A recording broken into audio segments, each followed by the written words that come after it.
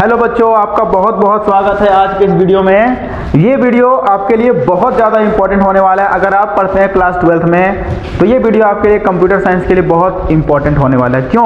क्योंकि आज के इस वीडियो हम लोग डिस्कस करेंगे क्लास 12th के लिए कंप्यूटर साइंस का चैप्टर 2 का सारा इंपॉर्टेंट क्वेश्चन डिस्कस करेंगे। इससे बाहर जैक के एग्जाम में क्वेश्चन नहीं पूछेगा। वर्मा गैस भी हाथ में है, सब इससे एनालाइज करके एकदम इसको भी कॉम्पैक्ट करके सारा क्वेश्चन डिस्कस करेंगे। ठीक है, तो सबसे पहले क्वेश्चन की ओर अग्रसर और बात करते हैं पहला क्वेश्चन। और अगर आप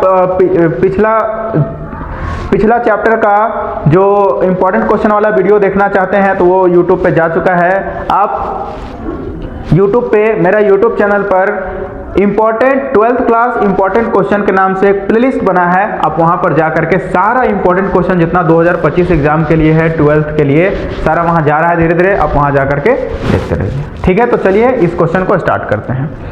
स्टार्ट करने से पहले चलिए स्टार्ट करते हैं। छोड़िए, क्वेश्चन है what is object oriented programming. क्या है? What is object oriented programming. Chapter का नाम ही है चैप्टर 2 ऑब्जेक्ट ओरिएंटेड प्रोग्रामिंग, इसलिए सबसे पहला क्वेश्चन क्या बनता है? What is object oriented programming.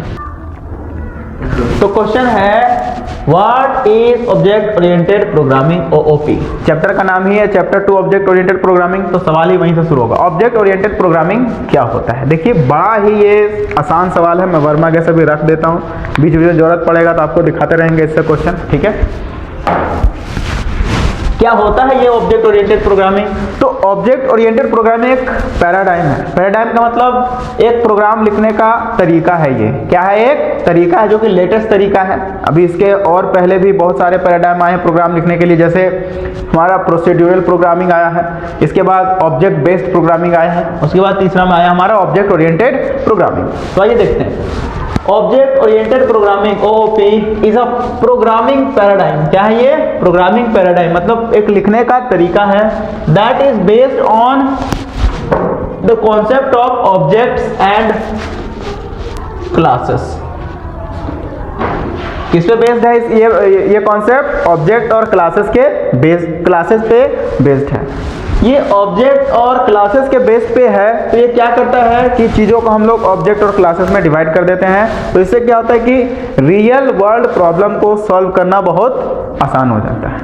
ठीक है, तो this OOP concept is very important for solving real world problem. तो ये भी एक पॉइंट ऐड कर सकते हैं, मैंने ऐड नहीं किया है। ठीक है, objects are instance of classes. थोड़ा सा ऑब्जेक्ट के बारे में लिखा है कि ऑब्जेक्ट क्या होता है। तो क्लास का एक भाग होता है, इंस्टेंस होता है, which have properties, data and behavior function of the object. इसका मतलब समझिए, which have properties। अब जो ऑब्जेक्ट है उसके अंदर क्या होता है? प्रॉपर्टीज होता है। किस फॉर्म में होता है? डेटा के फॉर्म में। एंड बिहेवियर, और बिहेवियर होता है किस फॉर्म में होता है? फंक्शन के फॉर्म में। तो ये हो गया ऑब्जेक्ट के बारे में। ऑब्जेक्ट क्या है बाबू? तो ऑब्जेक्ट है क्लास का एक इंस्टेंस। अगर एग्जाम में क्वेश्चन आ गया सिंपली कि ऑब्जेक्ट क्या है, तो ऑब्जेक्ट क्या लिखिएगा? ऑब्जेक्ट क्लास का इंस्टेंस होता है।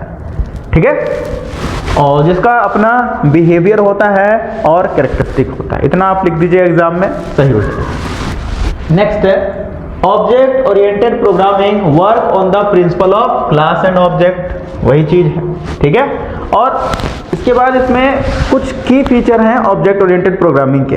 की फीचर बोले तो इसका कुछ फीचर है, जैसे सबसे पहला फीचर है इसका इनकैप्सुलेशन, दूसरा इनहेरिटेंस, तीसरा पॉलीमॉर्फिज्म, चौथा एब्स्ट्रैक्शन और पांचवा मॉड्यूलरिटी ETC। एक दो और फंक्शन है। ठीक है, अब देखिए एग्जाम के दृष्टिकोण से ये सारा फीचर, सबसे पहला फीचर हमारे पास इनकैप्सुलेशन इज वेरी इंपॉर्टेंट, आ सकता है एग्जाम में 1 नंबर में।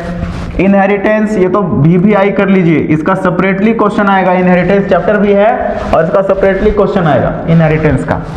पॉलीमॉर्फिज्म से भी फिक्स 1-2 क्वेश्चन बनना है। तो ये सब चीज जो है ना, ये सारा फीचर पांचों एकदम डिटेल में पढ़िएगा। ठीक है, अभी आगे आ जाएगा तो ठीक है, नहीं तो मैं आपको यही बता दे रहा हूँ, डिटेल में पढ़ना है पांचों को कि ये एब्स्ट्रैक्शन क्या होता है, मॉड्यूलरिटी क्या होता है, पॉलीमॉर्फिज्म क्या होता है, इनहेरिटेंस क्या होता है, इनकैप्सुलेशन क्या होता है। चलिए इसके बाद थोड़ा सा हम लोग डिस्कस कर लेते हैं इसी में। अब देखिए, अगर ये 1 नंबर में आता है तब तो इतना लिख के हम लोग छोड़ देंगे।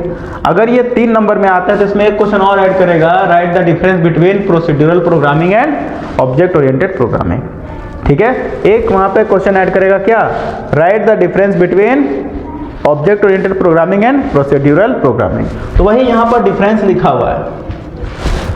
ऑब्जेक्ट ओरिएंटेड प्रोग्रामिंग क्या होता है, तो object oriented programming focus on object and data, object और क्लास के बेस पे चलता है ये, तो ऑब्जेक्ट और डेटा पे फोकस करता है। प्रोसीड्यूरल प्रोग्रामिंग ऐसा नहीं है, प्रोसीड्यूरल प्रोग्रामिंग होता है जो स्टेप बाय स्टेप चलता है, प्रोसेस में चलता है एक, ठीक है। जो अभी तक हम लोगों ने प्रोग्रामिंग किया है ऑब्जेक्ट ओरिएंटेड प्रोग्रामिंग से पहले, फंक्शन वाला प्रोग्रामिंग, उसको बोलते हैं हम लोग procedural programming. Focus on procedure and function, function से ये पूरा प्रोग्राम बनेगा। दूसरा पॉइंट क्या है, divides program into classes and object, program किस में डिवाइड रहेगा, क्लासेस एंड ऑब्जेक्ट में। ऑब्जेक्ट ओरिएंटेड प्रोग्रामिंग में जो प्रोग्राम है वो किस में डिवाइडेड रहेगा, क्लासेस एंड ऑब्जेक्ट में। और हमारा जो प्रोसीड्यूरल प्रोग्रामिंग है इसमें ऑब्जेक्ट कैसे डिवाइड रहेगा, डिवाइड्स प्रोग्राम इनटू फंक्शंस में डिवाइड रहेगा। किस में डिवाइड रहेगा बाबू, फंक्शन एंड मॉड्यूल में, फंक्शन एंड मॉड्यूल में। इसमें देखिए ऑब्जेक्ट ओरिएंटेड प्रोग्रामिंग में data is hidden using access specifier, एकदम डेटा जो है हिडन रहता है। ये नया कॉन्सेप्ट, सिक्योरिटी का कॉन्सेप्ट आया है इसमें ऑब्जेक्ट ओरिएंटेड प्रोग्रामिंग में, जो जिससे हम लोग डेटा हाइड करते हैं, जिसमें आप लोग पढ़े होंगे एक्सेस स्पेसिफायर, पब्लिक, प्राइवेट, अभी उस पर भी आगे चलेंगे, वो भी बहुत इंपॉर्टेंट क्वेश्चन है, उसको भी पढ़ना बहुत जरूरी है। ठीक है, तो ये ओप्स में आया, ऑब्जेक्ट ओरिएंटेड प्रोग्रामिंग में आया। इसमें data is accessible globally via structure, इसमें कोई वैसा सिक्योरिटी का कॉन्सेप्ट नहीं है। Code reusability achieved through inheritance, object oriented programming का एक फीचर है इनहेरिटेंस, जिससे क्या होता है कि एक ही कोड को बार बार यूज कर सकते हैं, तो वो फीचर इसमें आया, लेकिन प्रोसीड्यूरल प्रोग्रामिंग में ये फीचर नहीं था। उम्मीद करते हैं ये पूरा कॉन्सेप्ट क्लियर हो गया होगा। कितना क्वेश्चन बन गया, एक तो क्वेश्चन उधर हो गया, एक क्वेश्चन इसमें, 2 क्वेश्चन बन गया। सेपरेटली सिर्फ ये क्वेश्चन पूछ सकते हैं, या सेपरेटली ये पूछ सकते हैं, या दोनों एक साथ पूछ सकता है। जैसे भी पूछे आपको मैंने आंसर बता दिया है अच्छे तरीके से। समझ में आया सबको? Yes sir. Okay, very good. समझ आ रहा है जी? चलिए नेक्स्ट क्वेश्चन हमारे पास निकल के आता है, जो कि है right the basic feature of oops.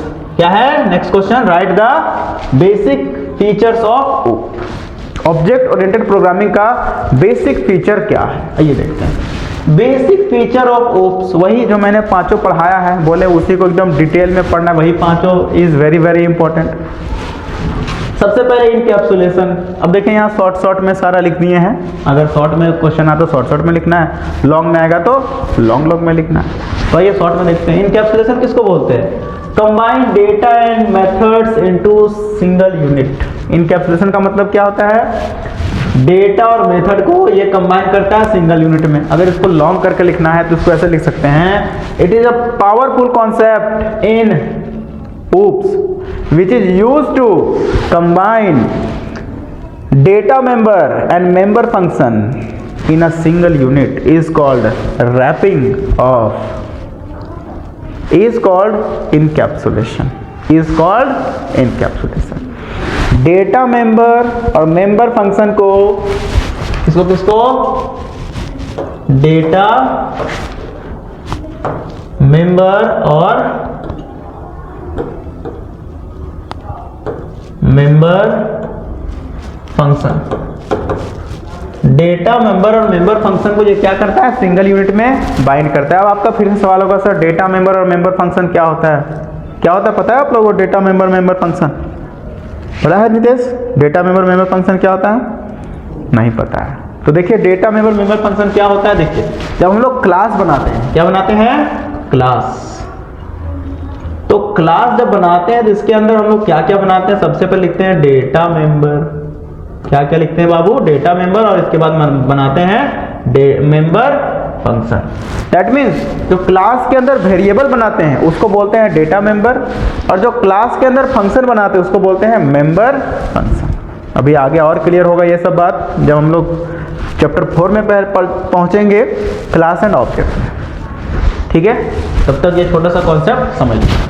Next है इनहेरिटेंस। क्या होता है, enable new classes to drive properties from existing one. ये एक तरीके से क्या करता है, इनहेरिटेंस। जो नया क्लास बनता है तो नया क्लास को ये इनेबल करता है दूसरे क्लास से उसके प्रॉपर्टी को इनहेरिट करने के। इनहेरिट का मतलब उसका जो गुण होता है क्लास का, जो भी प्रॉपर्टीज होता है उसको अपने में इनहेरिट करता है। तो इसको एक तरीके से और हम लोग डिफाइन कर सकते हैं, it is a powerful concept in OOPs through which any new class take the properties from other class या inherit the properties from other class is called inheritance. दो दो डेफिनेशन बता दे रहे हैं सारे का, ठीक है। ध्यान से सुनिएगा लेक्चर को और ध्यान से पेन कॉपी लेके बैठिएगा। अगर एक बार में पार हो जाता तो वीडियो को पीछे करके लेक्चर सुन करके उसका डेफिनेशन लिख लीजिएगा। नेक्स्ट चलते हैं पॉलीमॉर्फिज्म। देखिए नेक्स्ट कॉन्सेप्ट है पॉलीमॉर्फिज्म। पॉलीमॉर्फिज्म, पॉली का मतलब होता है मेनी और फिज्म का मतलब होता है, फिज्म का मतलब होता है फॉर्म्स। फिज्म का मतलब होता है फॉर्म्स, यानी कि मेनी फॉर्म्स। मेनी फॉर्म्स, एक ही डेटा का एक से ज़्यादा फॉर्म हो जाएगा और अलग अलग तरीके से अलग अलग रूप में काम करेगा वो, तो उसको बोलेंगे हम लोग पॉलीमॉर्फिज्म। देखिए, allow object to take multiple forms, ये ऑब्जेक्ट को मल्टीपल फॉर्म्स लेने के लिए अलाउ करता है। साथ में फंक्शन को भी मल्टीपल फॉर्म्स लेने के लिए अलाउ करता है। क्लियर है ये बात। नेक्स्ट क्या है, एब्स्ट्रैक्शन। एब्स्ट्रैक्शन का मतलब होता है जो नेसेसरी चीज़ है उसको दिखाइए और जो नेसेसरी नहीं उसको हाइड कर दीजिए। जो नेसेसरी चीज़ है उसको दिखाइए, जो नेसेसरी नहीं उसको हाइड कर दीजिए। तो वही चीज़ है प्रोवाइड्स ओनली द इसेंशियल। क्या दिखाता है ये, सिर्फ और सिर्फ इसेंशियल चीज़ों को दिखाता है प्रोग्रामिंग में, essential details to the user. किसको दिखाएगा, यूजर को। बाकी बात सबको क्या कर देता है, हाइड कर देता है। जैसे एक एग्जांपल लेते हैं इंस्टाग्राम। इंस्टाग्राम में पूरा जो इंस्टाग्राम बना है वो कोडिंग से बना है। क्या हमको कोडिंग दिखता है उसका, नहीं दिखता है। क्यों, क्योंकि वो इसेंशियल नहीं हमारे लिए। हमको क्या दिखता है, इंटरफेस दिखता है, रील्स दिखता है, फोटोज दिखता है। क्यों, क्योंकि वो इसेंशियल है। तो वहाँ पे एब्स्ट्रैक्शन कॉन्सेप्ट को यूज किया गया है। नेक्स्ट है मॉड्यूलैरिटी। मॉड्यूलैरिटी का मतलब होता है पूरे प्रोग्राम को ब्रेक करना मॉड्यूल्स में। किसमें, मॉड्यूल्स में। Break the program into smaller part, classes and objects. देखिए क्लास ऑब्जेक्ट कॉन्सेप्ट पढ़ ही रहे हैं, तो उसमें प्रोग्राम को क्लास और ऑब्जेक्ट में डिवाइड कर रहे हैं। तो वही प्रोग्राम को डिवाइड करने के प्रोसेस को बोलते हैं मॉड्यूलैरिटी। क्या बोलते हैं, मॉड्यूलैरिटी। मॉड्यूल्स में डिवाइड करना, जैसे एक पूरा किताब होता है वो 5 मॉड्यूल में डिवाइडेड है, उसी तरीके से प्रोग्राम में भी प्रोग्राम को मॉड्यूल में डिवाइड करते हैं यूजिंग क्लास एंड ऑब्जेक्ट, तो उसी को बोलते हैं मॉड्यूलैरिटी। ठीक है, चलिए नेक्स्ट हमारे पास क्वेश्चन है व्हाट इज पॉलीमॉर्फिज्म। नेक्स्ट क्या क्वेश्चन है, व्हाट इज पॉलीमॉर्फिज्म। पॉलीमॉर्फिज्म क्या होता है इसके पहले भी मैंने डिस्कस किया पॉलीमॉर्फिज्म, और इसका लिखा है कि और इन सॉफ्टवेयर टर्म में पॉलीमॉर्फिज्म का मतलब क्या होता है। आइए समझते हैं polymorphism. It is a powerful concept in OOPs. OOPs का ये बहुत ही पावरफुल कॉन्सेप्ट है, which is ability to a function और ऑब्जेक्ट, जो क्या है, एक फंक्शन या ऑब्जेक्ट का एबिलिटी को शो करता है टू बिहेव डिफरेंटली इन होगा यहाँ पर, in different part of the program. ये एक फंक्शन या ऑब्जेक्ट का एबिलिटी है टू बिहेव डिफरेंटली, डिफरेंट तरीके से बिहेव करेगा different part of the program में। ठीक है, इज कॉल्ड पॉलीमॉर्फिज्म। इसी को क्या बोलते हैं, पॉलीमॉर्फिज्म। एक एग्जांपल है लाइक अ मैन, एक आदमी have different behaviour at different places. जैसे एक आदमी का डिफरेंट बिहेवियर होता है डिफरेंट प्लेसेस पे। जैसे एक आदमी है वो अगर ऑफिस जाता है तो वहाँ सिंसियरिटी से बिहेव करेगा सबके साथ, पोलाइट वे में बिहेव करेगा। लेकिन वही एक दोस्त के साथ है तो सब पोलाइटनेस खत्म, वहाँ कैसे बिहेव करेगा, कैजुअल बिहेव, मजाक मस्ती। ठीक है, तो बिहेवियर चेंज हो गया। तो इसी तरीके से यहाँ भी हमारा पॉलीमॉर्फिज्म में जो फंक्शन होता है वो बिहेवियर चेंज हो जाता है उसका अलग अलग according to part of the program, तो इसको बोलते हैं पॉलीमॉर्फिज्म। दो तरह का पॉलीमॉर्फिज्म होता है, एक होता है कंपाइल टाइम पॉलीमॉर्फिज्म और दूसरा होता है run time polymorphism. Compile time polymorphism उसको बोलते हैं जब पॉलीमॉर्फिज्म कंपाइल टाइम में होता है। रन टाइम पॉलीमॉर्फिज्म उसको बोलते हैं जब पॉलीमॉर्फिज्म रन टाइम में होता है। बहुत ही आसान है। अब ये होता कैसे है वो देखते हैं। Achieved using function overloading. Compile time polymorphism कैसे होता है, फंक्शन ओवरलोडिंग का इस्तेमाल करके होता है। और ऑपरेटर ओवरलोडिंग, ठीक है, फंक्शन ओवरलोडिंग और ऑपरेटर दोनों का इस्तेमाल करके होता है हमारा कंपाइल टाइम पॉलीमॉर्फिज्म। और रन टाइम पॉलीमॉर्फिज्म होता है achieve using virtual function. Virtual function का इस्तेमाल करके रन टाइम पॉलीमॉर्फिज्म होता है। और इनहेरिटेंस भी साथ में इस्तेमाल होता है इसका, ठीक है। ये कैसे होता है अभी आगे हम लोग और डिटेल में पढ़ेंगे इसका। एक छोटा सा प्रोग्राम है जिसमें कि दिखाया गया है किस तरीके से पॉलीमॉर्फिज्म काम करता है। जैसे देखिए, क्लास बन गया कैलकुलेटर पब्लिक में इंट ऐड डबल ऐड। देखिए दो फंक्शन बना है ऐड नाम से, तो जहां भी दो फंक्शन आ गया सेम नाम से, यानी कि क्या हो गया बाबू, वहां फंक्शन ओवरलोडिंग हो गया। तो यहाँ क्या हो गया, फंक्शन ओवरलोडिंग हो गया। देखिए यहाँ पैरामीटर्स डिफरेंट है, तो ये फंक्शन ओवरलोडिंग हो गया। तो फंक्शन ओवरलोडिंग मतलब अचीव्ड यूजिंग फंक्शन ओवरलोडिंग। तो क्या हो गया, ये किसका example, compile time polymorphism example हो गया ये। क्लियर है ये बात, चलिए ठीक है। नेक्स्ट चलते हैं हम लोग,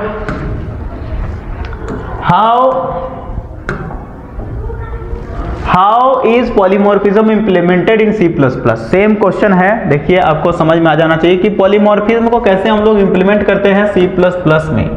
पॉलीमॉर्फिज्म को कैसे हम लोग इम्प्लीमेंट करते हैं सी प्लस प्लस में, कैसे करते हैं, तो कंपाइल टाइम पॉलीमॉर्फिज्म और run time polymorphism.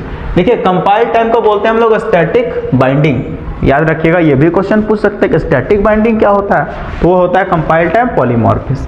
Run time को बोलते हैं डायनेमिक बाइंडिंग, रन टाइम को क्या बोलते हैं हम लोग, डायनेमिक बाइंडिंग।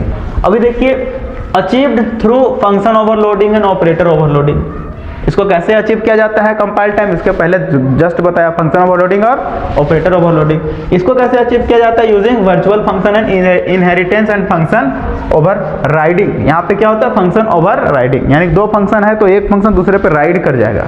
कैसे करता है ये तो आपको समझा दिया पिछले क्वेश्चन में।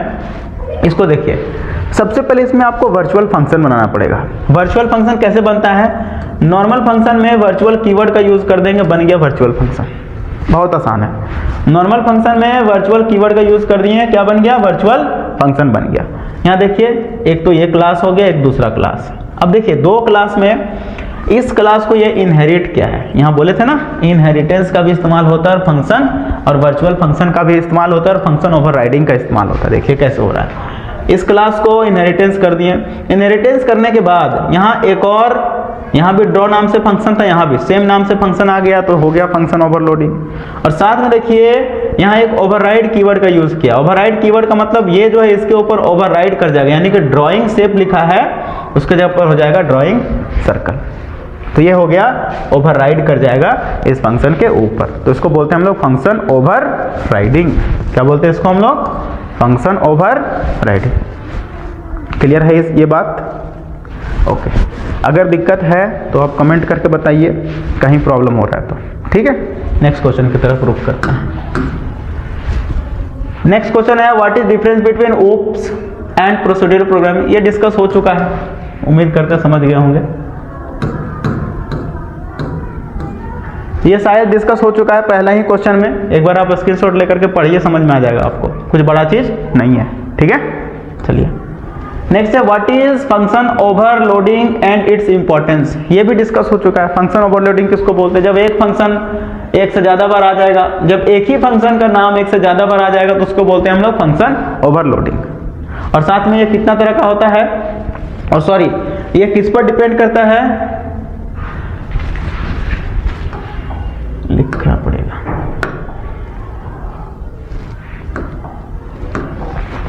What is function overloading and its importance। सबसे पहले देखते हैं फंक्शन ओवरलोडिंग क्या होता है। इस फीचर, फंक्शन ओवरलोडिंग क्या एक फीचर है C++ that allow multiple functions with the same name to exist but different in number of parameters and number type of parameter.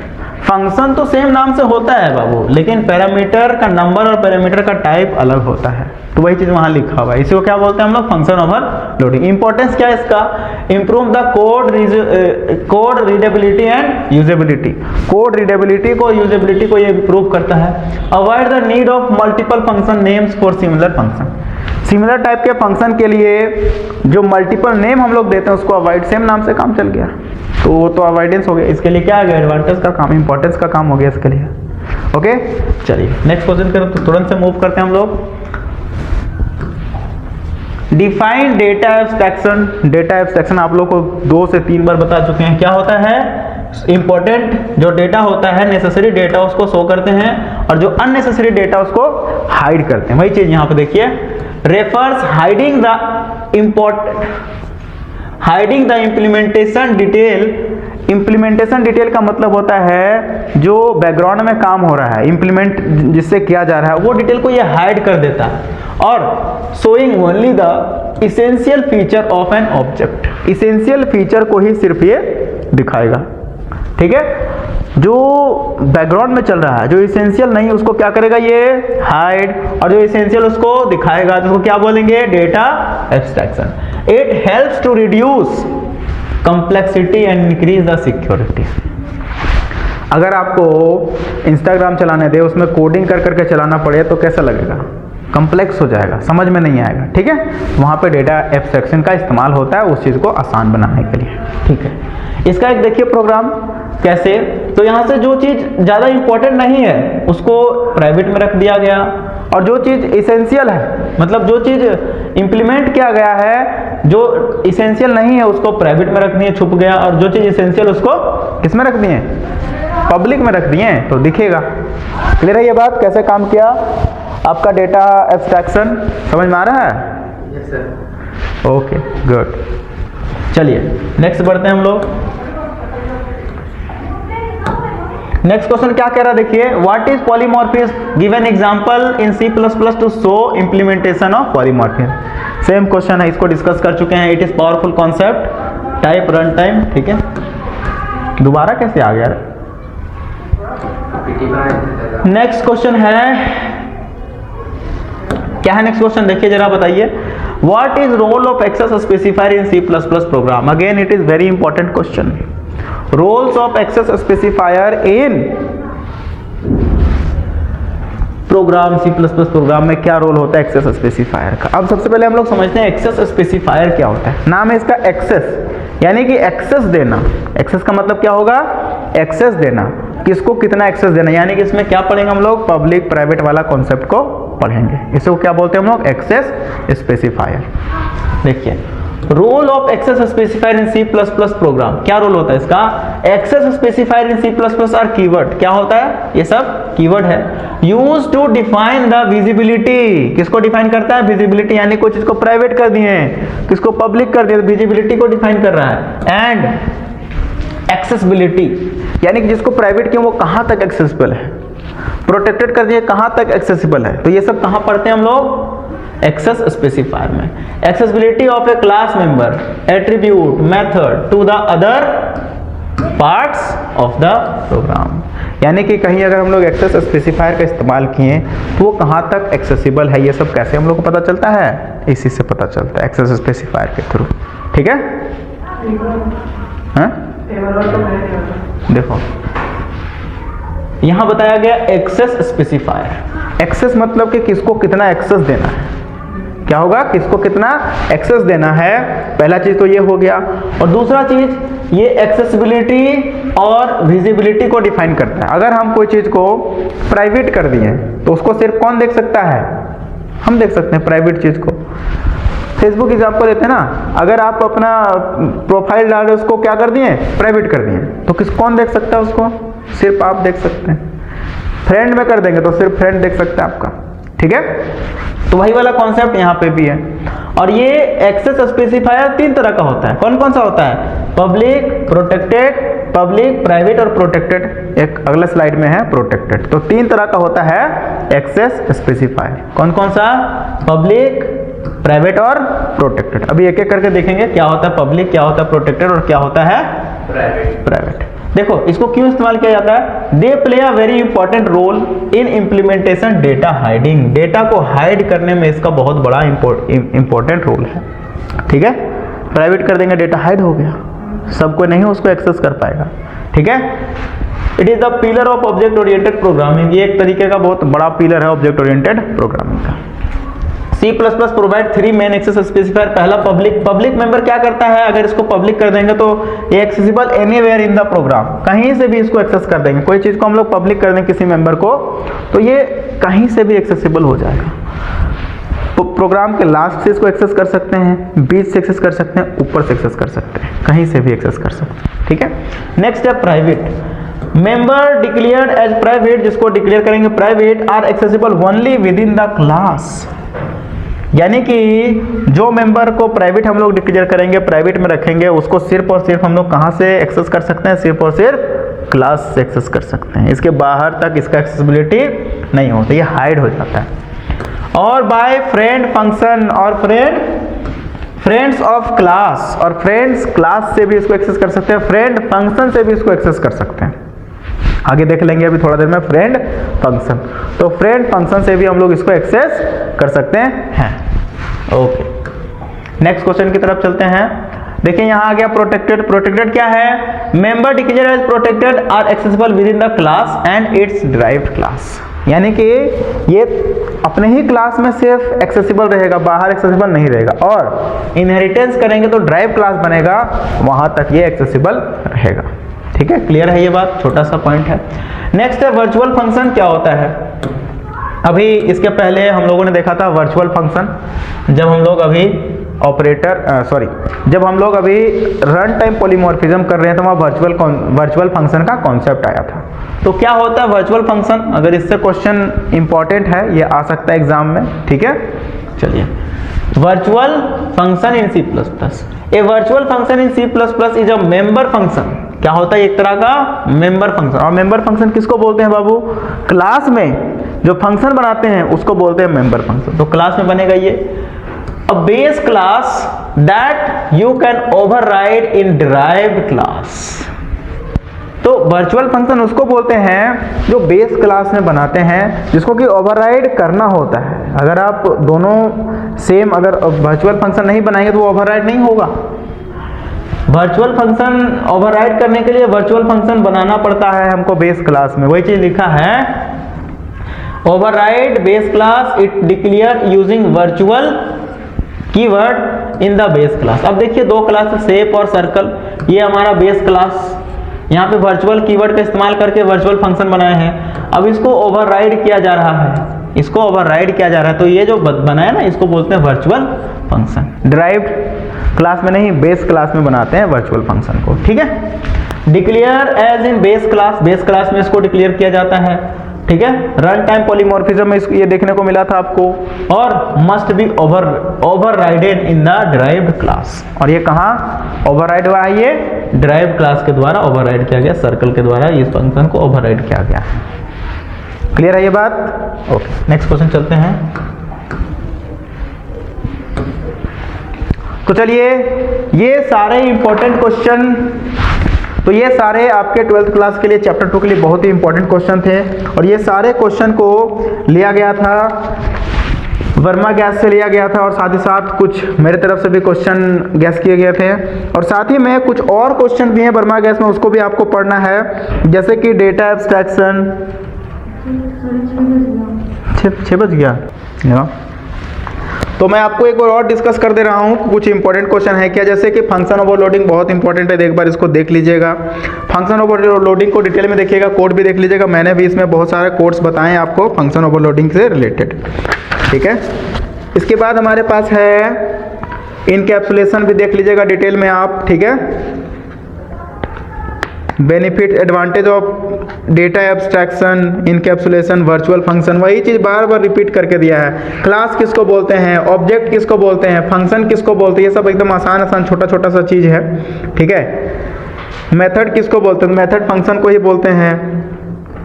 Next है रीयूजेबिलिटी ऑफ क्लासेस। तो reusability कैसे करते हैं हम लोग? इनहेरिटेंस का कॉन्सेप्ट को इस्तेमाल करके रीयूजेबिलिटी का कॉन्सेप्ट को हम लोग यूज करते हैं। चलिए, ठीक है। इसके बाद और पॉलीमॉर्फिज्म एक्सेस स्पेसिफायर को एक बार बहुत अच्छे तरीके से देखिएगा आप, ठीक है। चलिए, तो इस तरीके से सारा इंपॉर्टेंट क्वेश्चन जो इसके अंदर था वो मैं करा चुका हूँ। इससे अभी प्रोग्रामिंग वाला पार्ट मैंने नहीं कराया है आपको। जो प्रोग्रामिंग आता है लॉन्ग वाला 5 नंबर में, वो छूटा हुआ है। इसके लिए नेक्स्ट वीडियो में फंक्शन ओवरलोडिंग वाले में इसका थोड़ा सा प्रोग्रामिंग मैं आपको करा दूंगा। और साथ साथ एक चीज़ और मैं आपको बताना चाहता हूँ कि जो मैंने पिछला वीडियो बनाया था उसमें एरे का प्रोग्रामिंग नहीं कराया था, ठीक है। तो एरे का प्रोग्रामिंग भी बहुत इंपॉर्टेंट है। एक दो एटलीस्ट एरे को कैसे डिस्प्ले करते हैं, ये सब छोटा छोटा प्रोग्रामिंग आना चाहिए। एरे को कैसे सम करते हैं, ये सब प्रोग्रामिंग आपको आना चाहिए। तो वो भी प्रोग्रामिंग हम लोग डिस्कस करेंगे कब, एरे वाले चैप्टर में। सारा पूरा array 1D array 2D array सारा वहाँ डिस्कस कर लेंगे, दोनों एरे का प्रोग्रामिंग और किस तरीके से काम करता है। तो बच्चों, आपको ये वीडियो कैसा लगा कमेंट करके ज़रूर बताएं और अपने दोस्तों के साथ शेयर भी करें जो दूर दराज से पढ़ रहे हैं, क्लासेस नहीं ज्वाइन कर पा रहे हैं या जिनको नहीं पता है मेरे बारे में। तो मैं आपको बता देता हूं कि मेरा नाम है राजन सर और मैं हजारीबाग में पढ़ाता हूं और साथ ही साथ कंप्यूटर साइंस बहुत ही बेहतर तरीके से आपको एक्सप्लेन करके पढ़ा रहा हूँ, ठीक है। तो इस चीज़ को भी मद्देनजर रखते हुए आप चैनल को सब्सक्राइब जरूर करें, वीडियो को लाइक जरूर करें और वीडियो को शेयर जरूर करें। और मेरे चैनल पर हर एक चीज़ आपको 12th क्लास और 11th क्लास का मिलेगा कंप्यूटर साइंस से रिलेटेड। वहाँ जा करके एक बार स्टडी जरूर करें और मेरे चैनल के बारे में और भी लोगों को बताएं कि ये कंप्यूटर साइंस के लिए स्पेशल चैनल बनाया गया है जैक बोर्ड के लिए, ठीक है। तो आज की इस वीडियो में बस इतना ही, फिर मिलेंगे नेक्स्ट वीडियो में चैप्टर 3 के साथ। तब तक के लिए नमस्कार, धन्यवाद, जय हिंद।